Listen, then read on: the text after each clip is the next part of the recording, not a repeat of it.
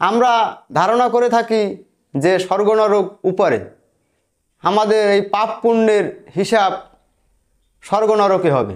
আমরা যদি পাপ করে থাকি তো আমাদের বিচার হবে নরকে, আর যদি আমরা পুণ্য করে থাকি, ভালো কাজ করে থাকি, ভালো কর্ম করে থাকি, তো আমরা স্বর্গে যাব।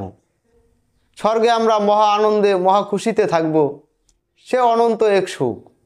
পাপীদের নরকে গমন হবে, নরকে আমাদের বিচার হবে, আমাদের মারবে, কাটবে, পোড়াবে, জ্বালাবে, অনেক রকম শাস্তি কষ্ট ভোগ করতে হবে, অত্যাচার নির্যাতন। কিন্তু উপরে স্বর্গ নরক নেই। স্বর্গ নরক এই পৃথিবীতে। উপরে কোনো পাপ পুণ্যের বিচার হয় না।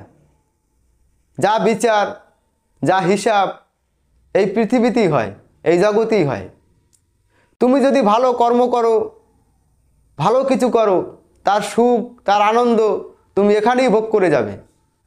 আর যদি তুমি কোনো অধর্ম, কুকর্ম, অসৎকর্ম, পাপ কাজ করো, তার দুঃখ কষ্ট শাস্তি তোমাকে এখানেই ভোগ করে যেতে হবে। আর মানুষ মহা আনন্দে মহা খুশিতে আছে, এই পৃথিবীতে সুখী আছে, শান্তিতে আছে। তাদের যে সুখ তুমি দেখতে পাচ্ছ, তাদের যে খুশি, তাদের মুখে যে হাসি দেখতে পাচ্ছ, তাই হলো স্বর্গ। এই স্বর্গ নরক তোমার কর্মের দ্বারাই, তোমার কর্মফল দ্বারাই তৈরি হয়, আর তা তুমি এখানেই ভোগ করে যাবে। সেই স্বর্গ তোমার কর্মের দ্বারাই তৈরি হবে এই পৃথিবীতে, নরকও তোমার কর্মের দ্বারাই তৈরি হবে এই পৃথিবীতে। তো স্বর্গ নরক এই পৃথিবীতে, উপরে কোনো স্বর্গ নরক নেই। উপরে না আছে যমরাজ, না আছে দেবরাজ ইন্দ্র। যা আছে এই পৃথিবীতে, যা ভোগ করবে এই পৃথিবীতে। মানুষের মৃত্যু হওয়ার পরে, মানুষের মৃত্যুর পরে আর কিছু নেই। মানুষের মৃত্যু হওয়ার সঙ্গে সঙ্গে তার অস্তিত্ব বিলীন হয়ে যায়, শেষ হয়ে যায়। মৃত্যুর পরে মানুষের কিছুই থাকে না। তো উপরে যে স্বর্গ নরকের কথা বলা হয়েছে তা হলো এক মন গড়া কাহিনী।